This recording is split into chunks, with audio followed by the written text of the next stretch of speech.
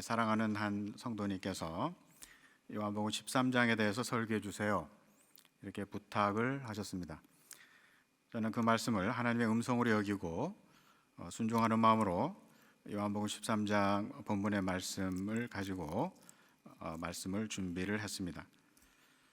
사실 요한복음 13장의 주제는 순교의 주제이기 때문에 설교자나 청중 모두에게 부담이 되는 그러한 본문 말씀입니다.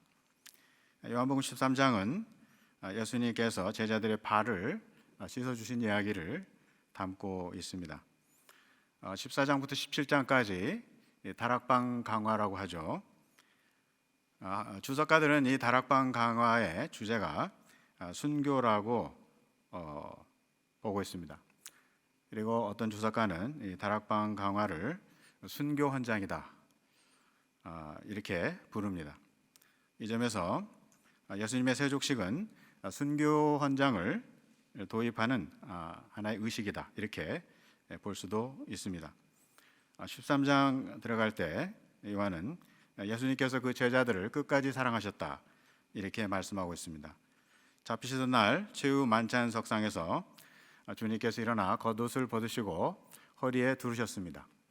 이것은 주님께서 벌거벗은 몸으로 십자가에 달리신 그러한 이미지를 주고 있습니다. 이에 따라서 요한이 요한복음 13장의 세족식을 기술함에 있어서 이미 예수 그리스도의 십자가의 죽음을 그림자처럼 드리우고 있다 하는 것을 알 수가 있습니다. 예수님께서는 곧이어 대야에 물을 담아 제자들의 발을 씻기기 시작했습니다. 예수님께서는 이제 그날 밤 붙잡히시고 이제 채찍에 맞으시고 십자가에 달리시는 것을 이미 예상하고 계셨기 때문에 그 심령이 매우 무거웠을 것이고 정신이 혼미했을 수도 있습니다. 이러한 극한 상황에서 예수님께서는 자신을 돌보지 않으시고 제자들의 발을 씻겨주시는 그러한 섬김을 보여주셨습니다. 1세기에 제자들끼리 발을 씻어주는 일은 없었습니다.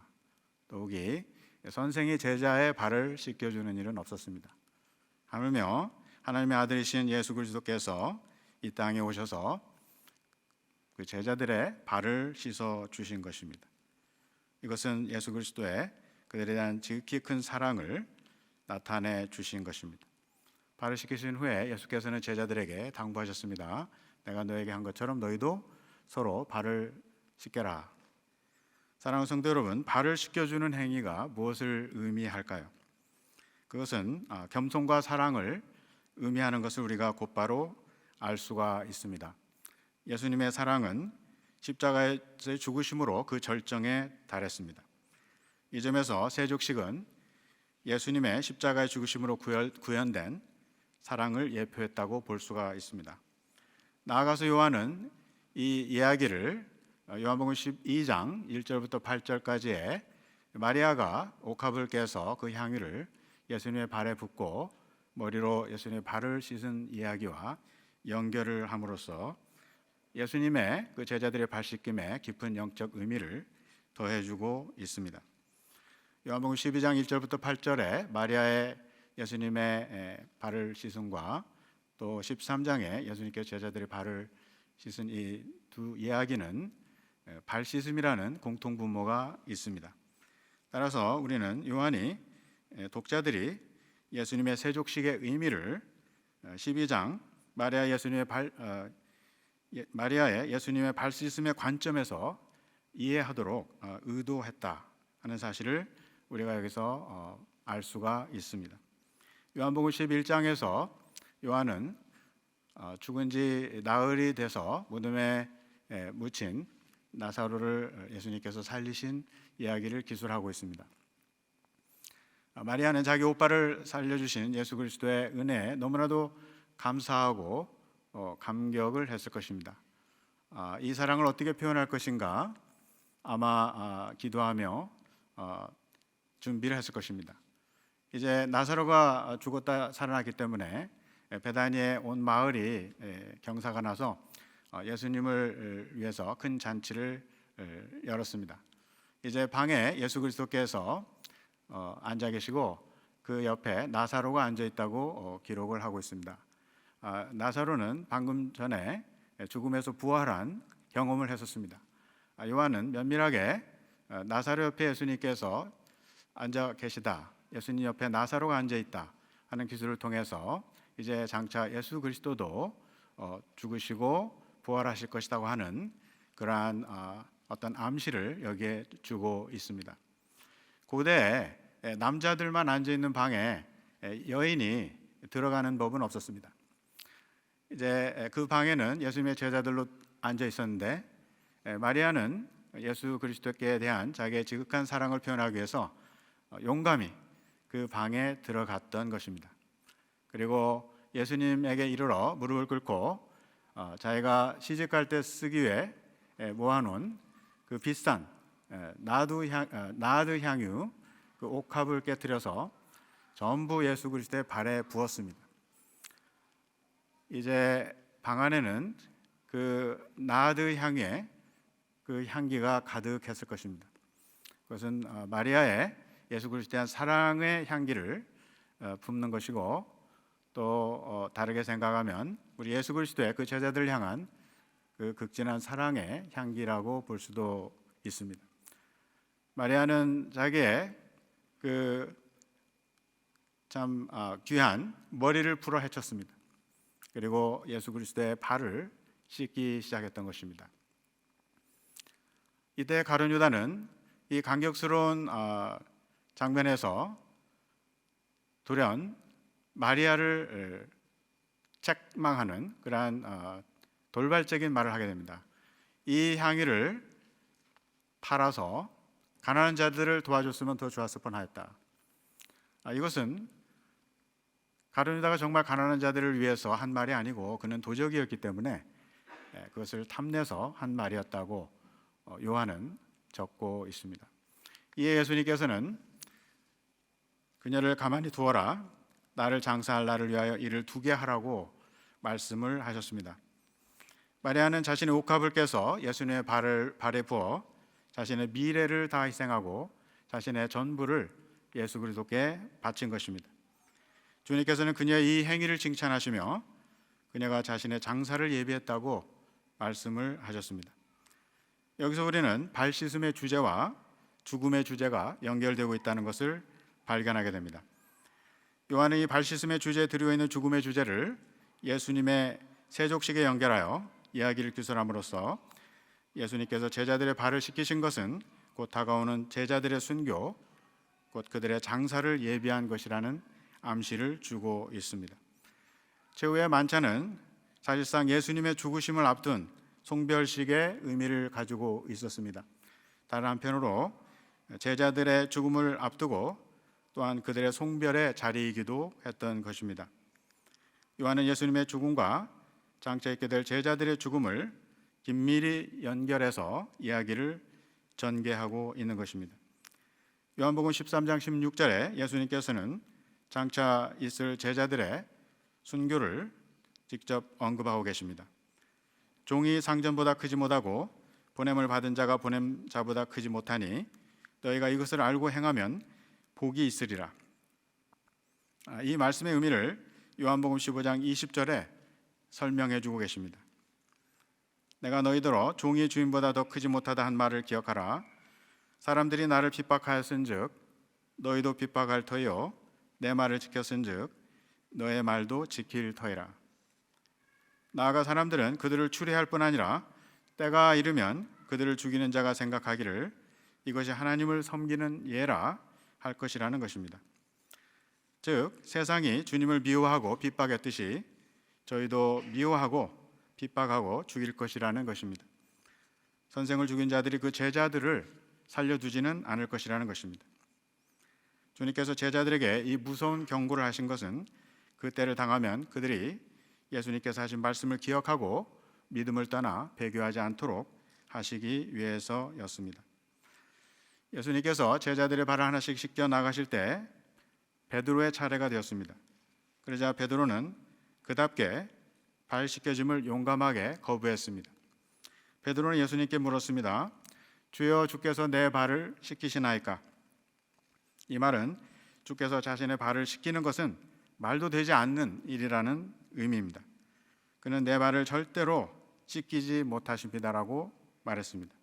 그것은 너무 송구해서 예수님께서 자신의 발을 씻기시는 것을 감당할 수 없기 때문이었습니다.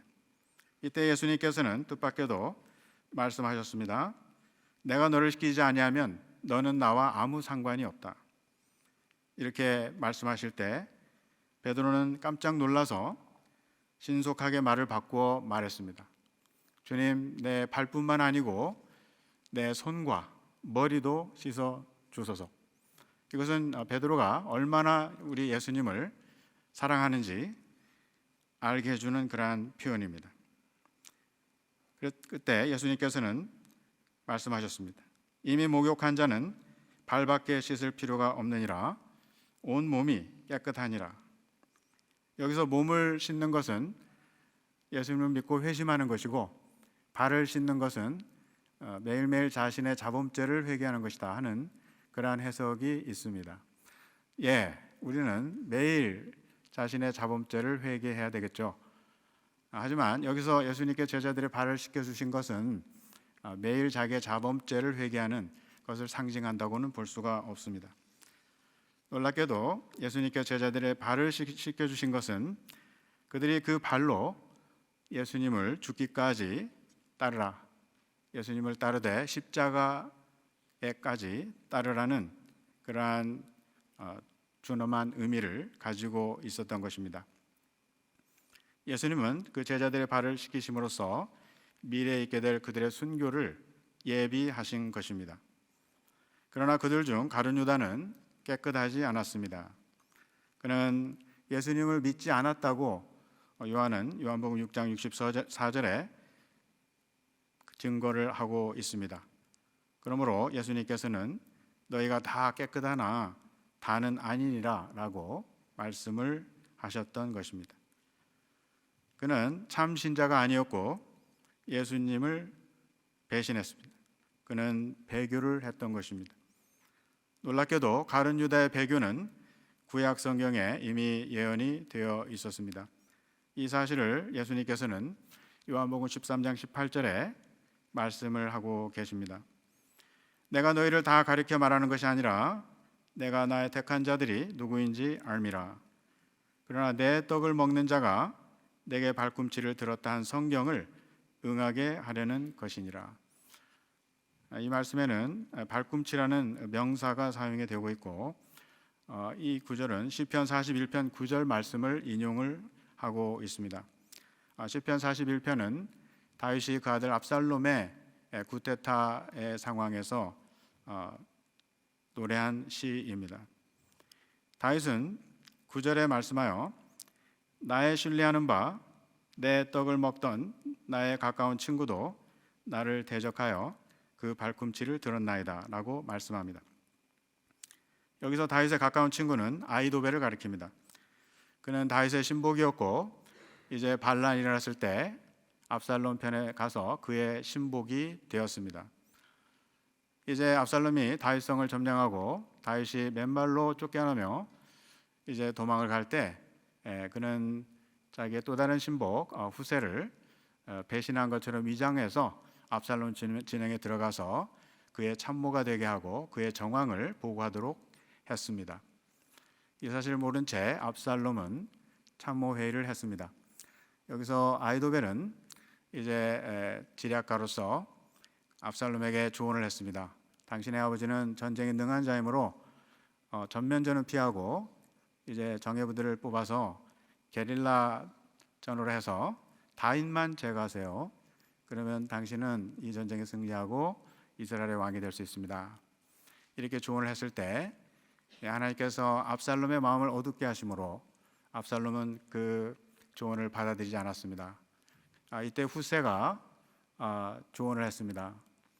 당신의 아버지는 전사이기 때문에 지략가이고 그렇기 때문에 게릴라전으로는 안 되고 전면전을 통해서 그를 제압해야지 당신이 안심하고 이스라엘의 왕이 될 수 있습니다.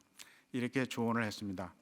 이때 압살롬이 이제 후세 의견을 채팅함으로 아이도벨은 크게 실망을 하고 자기의 뜻이 관철되지 못함을 알고 집으로 돌아가서 목매어 자살을 했습니다.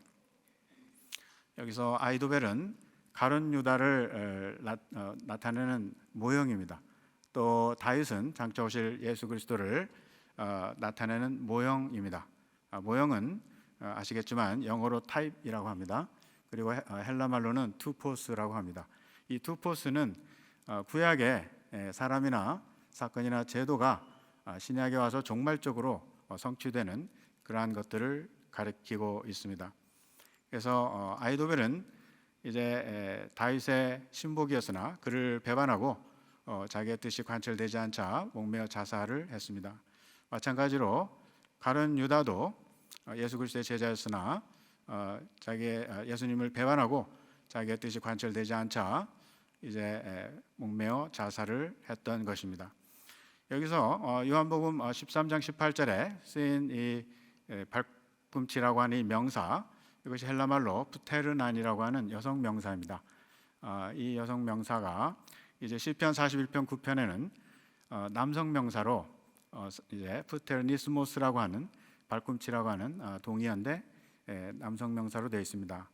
반면에 놀랍게도 창세기 3장 15절에 이 발꿈치라고 하는 명사가 쓰여지고 있는데 똑같은 여성 명사 푸테르난이라는 여성 명사가 쓰여지고 있는 것입니다. 모세는 창세기 3장 15절에 이렇게 예언하고 있습니다. 내가 너로 여자와 원수가 되게 하고 너의 후손도 여자의 후손과 원수가 되게 하리니 여자의 후손은 내 머리를 상하게 할 것이요 너는 그의 발꿈치를 상하게 할 것이니라 하시고, 2절에서 여자의 후손은 바로 예수님을 가리키고 있고 너는 마귀를 가리키고 있습니다. 곧 뱀을 통해 나타난 마귀는 가룟 유다를 통해서 또 역사하고 있었던 것입니다. 이로 보건대 가룟 유다가 예수님을 배반한 것은 시편 41편 9절의 성취일 뿐 아니라 궁극적으로는 창세기 3장 15절의 모세의 예언의 성취라고 하는 것입니다. 예수님께서는 이미 요한복음 6장 70절에 가룟 유다가 마귀라고 규정을 하신 바가 있습니다. 이와 함께 요한복음 13장 2절에서 마귀가 벌써 시몬의 아들 가룟 유다의 마음에 예수를 팔려는 생각을 넣었다고 말씀하고 13장 27절에는 이제 가룟 유다가 예수께서 주시는 떡을 받아 먹을 때 사단이 그에게 들어갔다고 말씀을 하고 있는 것입니다. 사랑하는 성도 여러분, 여기서 놀라운 사실은 예수님께서 처음부터 가룟 유다가 자기를 팔자임을 아셨지만 그를 12제자 중 하나로 받아들이셨다는 것입니다.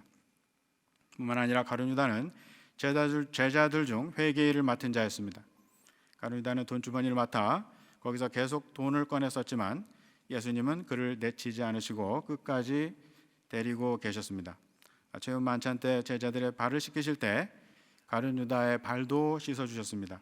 그리고 떡을 잔에 찍어 그의 입에 넣어 주시기까지 하셨습니다. 이는 예수님의 무한하신 사랑을 보여주고 있습니다. 예수님은 원수를 사랑하는 것이 어떤 것인지 제자들에게 생생하게 보여주신 것입니다. 누구나 자신이 믿던 사람이 배신할 때 그 고통은 매우 클 것입니다. 하물며 사람들은 자신이 사랑하던 사람이 자신을 죽음에 몰아넣을 때 큰 충격을 받을 것이고 그 사람을 용서하기는 어려울 것입니다. 그런데 예수님께서는 가룟 유다가 자신을 배반할 것을 미리 알고 계셨음에도 불구하고 그를 사랑하시고 그의 발을 씻겨주시고 떡을 잔에 찍어 그의 입에 넣어주시기까지 하신 것입니다. 이는 원수에 대한 상상을 초월한 지극한 환대입니다. 가룟 유다는 끝까지 회개하지 않았습니다. 그는 이미 제사장들로부터 돈을 받았고 예수님을 팔아넘기려 하는 그 때를 기다리고 있었던 것입니다. 그는 주님께 주신 떡을 받아먹고 곧장 밖으로 나갔습니다. 요한은 그때가 밤이라고 말씀하고 있습니다. 요한복음에서 밤은 어두움과 연결되어 있고 곧 불신앙의 세계를 상징합니다. 이때 예수님께서는 놀라운 고백을 하십니다. 저가 나간 후에 예수께서 가라사대 때 지금 인자가 영광을 얻었고 하나님도 인자를 인하여 영광을 얻으셨도다. 여기서 영광은 예수님의 십자가의 죽음을 가리키고 있습니다. 예수님의 십자가의 죽으심은 모멸과 패배의 순간이 아니라 영광과 승리의 순간이라고 하는 것입니다. 예수님께서는 십자가의 죽으심과 부활을 통해서 구속을 이루시고 하나님의 아들로 선언되셨습니다. 이와 함께 요한은 제자들의 미래의 순교도 굴욕적인 패배가 아니라 영광의 승리를 상징한다는 메시지를 성도들에게 주고 있습니다. 1세기에 그리스도인들은 로마 관원에 끌려가서 신문을 당할 때 예수를 부인하면 살려주겠다고 하는 회유를 당했습니다. 이때 겁에 질린 성도들 중에 예수님을 부인하는 자들이 있었습니다. 이러한 상황에서 요한은 그 성도들에게 하나님께로서 난 자는 예수님을 부인하지 않는다고 강력하게 말씀을 하고 있습니다. 성도들이 예수님을 믿는 믿음으로 인해 당하는 순교는 곧 아버지의 영광에 들어가는 관문이라고 하는 것입니다. 이러한 관점에서 요한은 베드로를 제자도의 한 본보기로 제시하고 있습니다. 베드로는 예수님께서 자신의 발을 씻기려 하실 때 용감히 이를 거부했습니다. 그러나 예수님께서 내가 너의 발을 씻기지 않으면 너는 나와 아무 상관이 없다고 말씀하시자 베드로는 자신의 발뿐 아니라 머리도 씻겨달라고 했습니다. 이는 베드로의 예수님에 대한 지대한 사랑을 나타냅니다. 이어서 베드로는 예수님을 죽기까지 따르겠다고 선언했습니다. 또 예수님께서 붙잡히실 때 그는 옆에 있던 말고를 칼로 치르다 그의 귀를 베었던 것입니다. 이 행위는 로마 시대에 사형을 당할 수 있는 위험한 행위였습니다. 또 그는 예수님께 신문을 당하시는 가야바의 뒤뜰에 용감하게 잠입하기까지 하였고 한 여아가 너도 그의 제자가 아니냐는 도발적인 질문에 엉겁결에 이를 부인했으나 곧 통곡하며 회개했습니다. 그 부활하신 예수님께서는 갈릴리 바닷가에서 그에게 나타나셔서 그를 회복해 주시고 그가 관원 앞에 끌려가 순교하게 될 것을 예언하셨습니다. 예수님 승천 후 오순절에 베드로는 성전 발코니에서 설교했고 3,000명이 되는 사람들이 회개하고 예수님을 믿게 되었고 산헤드린 공회에 불려가 대제사장들 앞에서 예수님의 부활을 증거하다가 그는 사형 선고를 받고 감옥에 갇혔었고 주의 사자에 의해 기적적으로 감옥을 나온 후 그는 로마에까지 가서 복음을 전하다가 붙잡혀서 네로 황제에 의해 순교를 당했습니다. 요한은 베드로의 신실한 제자들을 배경으로 예수님께서 제자들의 발을 씻겨주심은 장차 제자들의 순교를 예비하신 하나의 의식으로 제시하고 있습니다. 이 점을 이해한 초대교회 성도들은 관원에 의한 임박한 체포와 순교에 직면했을 때 서로의 발을 씻겨주며 장사를 준비했다는 초대교회 문헌에 기록이 있습니다. 사랑하는 성도 여러분, 예수 그리스도에 대한 사랑의 절정의 표현은 믿음을 끝까지 지키다가 순교하는 것입니다. 죽음의 문턱에서 떨고 있는 제자들의 근심을 아시고 주님께서는 너희는 마음에 근심하지 말라. 하나님을 믿으니 또 나를 믿으라. 내 아버지 집에 거할 곳이 많도다. 그렇지 않으면 너희에게 일렀으리라. 내가 너희를 위하여 처소를 예비하러 가노니 라고 말씀하셨습니다. 우리의 선생이여 주님이신 예수님께서 자신의 목숨을 주셨으니 우리도 예수님을 위해 목숨을 드리는 것이 당연한 것입니다. 이것이 주님께 대한 사랑의 표현입니다. 그리고 수평적으로 우리는 서로의 발을 씻겨주며 사랑하는 것이 우리의 그리스도에 대한 사랑을 실천하는 것입니다. 그것은 사랑할 만한 사람만을 사랑하는 것을 넘어서서 도저히 사랑할 수 없는 자까지도 사랑하는 것을 포함합니다. 다윗에게 배신자 아히도벨이 있었고 예수님께 배교자 가룟 유다가 있었듯이 우리에게도 핍박자가 있을 수가 있습니다. 아마 그 사람은 먼데 있지 않고 가까이 있는 사람일 수도 있습니다. 예수님께서는 우리가 원수를 사랑하라고 가르치시면서 그것을 손수 실천하셨습니다. 우리가 원수까지 사랑할 때 세상은 우리가 예수님의 제자라는 것을 알게 될 것입니다. 오늘날 우리 교회가 세상의 빛과 소금의 역할을 해야 합니다. 그것은 성도들이 원수를 사랑함으로써 실천될 수 있습니다. 원수까지도 사랑한 자랑스러운 예가 한국교회에 있습니다. 1948년 10월 19일 여수 순천 반란 사건 때 손양원 목사님의 두 아들 동인이와 동신이는 여수 고등학교와 중학교의 학생이었습니다. 반란이 일어나자 그들은 좌파계 학생들에게 체포되어 인민재판을 받았습니다. 그들은 예수를 믿는다는 이유로 총살을 당했습니다. 이틀이 지나 폭동이 진압되고 국군이 들어와 계엄사령부는 그 좌파계 학생들을 총살당할 운명에 처해 있었습니다. 이 소식을 들은 손양원 목사님은 급히 달려가 계엄사령관을 만났습니다. 그리고 그는 자기 아들의 친구들이 죽는 것을 원치 않는다고 말했습니다. 그리고 그는 진정서를 내고 구명운동을 펼친 끝에 법정에서 그 좌파 학생들은 풀려나고 손양원 목사님은 그들을 자신의 양자로 삼았습니다. 목사님은 아들들의 장례 예배 때 답사를 하면서 하나님께 감사를 드렸습니다. 그는 자기의 사랑하는 아들, 그것도 하나가 아니라 둘을 순교를 통해서 하나님께 바치게 된 것을 감사한다고 말했습니다. 나중에 그 중 한 명인 안제선은 신앙을 고백하고 신학을 공부하고 목사가 되었습니다. 이 이야기는 그리스도의 사랑이 무엇인지 만천하에 보여주었으며 그 후 한국교회 성장의 밑거름이 되었습니다.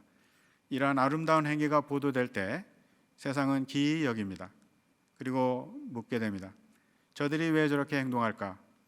그리고는 그들을 이해할 수 없는 행동은 곧 그들이 예수님을 믿기 때문이라는 것을 알게 됩니다.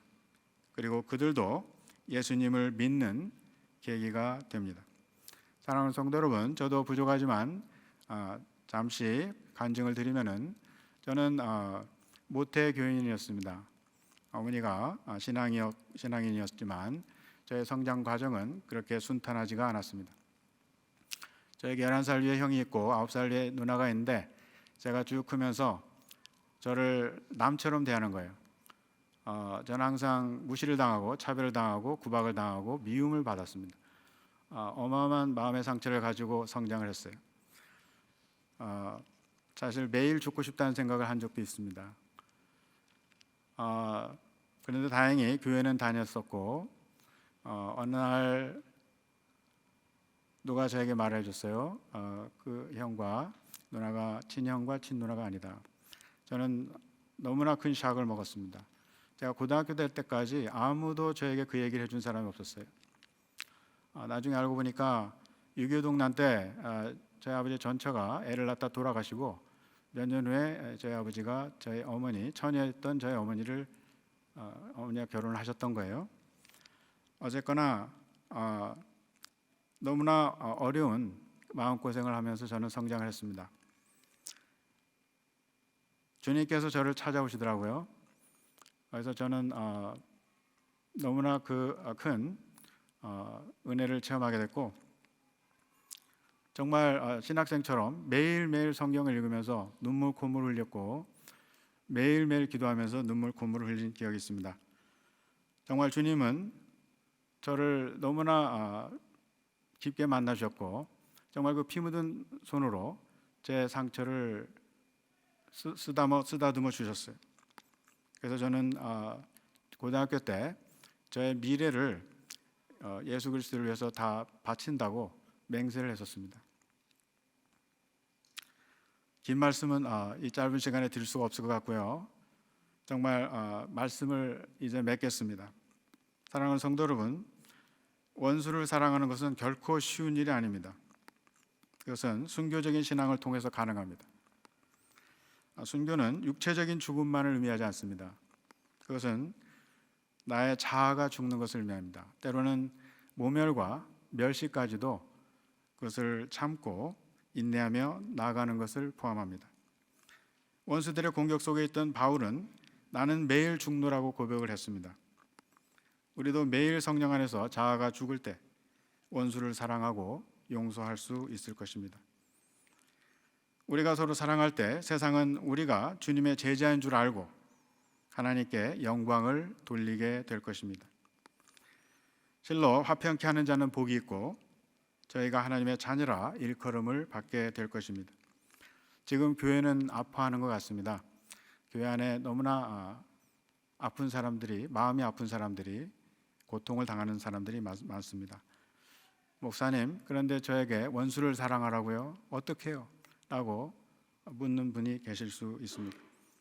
우리 주님께서는 십자가를 앞두고 그 무거운 그 마음을 가진 상태에서 제자들의 발을 씻겨주셨습니다. 우리 주님께서는 우리에게도 동일한 그러한 길을 가기를 원하십니다. 주님께서 그 원수를 죽기까지 사랑하셨으므로 그 제자인 저와 여러분도 우리를 힘들게 하는 사람, 우리를 어렵게 하는 사람들을 사랑함으로써 우리가 주님의 제자임을 나타내게 되고 이 세상은 우리 주님 앞에 손들고 자복하며 나오게 될 것입니다. 정말 화평케 하는 자는 복이 있고 하나님의 자녀라 일컬음을 받게 될 것입니다. 이러한 축복이 사랑하는 성도 여러분과 그 자녀들에게 충만히 함께 하시기를 기도드립니다. 사랑과 자비가 많으신 아버지, 죽음을 바라보며 오히려 그 제자들의 발을 씻기시기까지 사랑하셨던 우리 주님, 우리도 아픕니다. 우리도 힘듭니다. 주님, 저에게 사랑할 수 있는 힘을 허락하여 주시기를 원하옵고 바라옵나이다. 진정 이 세상의 빛과 소금으로 우리가 주님의 영광을 드러내고 주님의 그 평화와 전국의 영광에 참여하는 주님의 사랑하시는 백성들이 될 수 있도록 축복하여 주시옵소서. 모든 말씀 우리 주 예수 그리스도를 받들어 간절히 기도드렸사옵나이다. 아멘.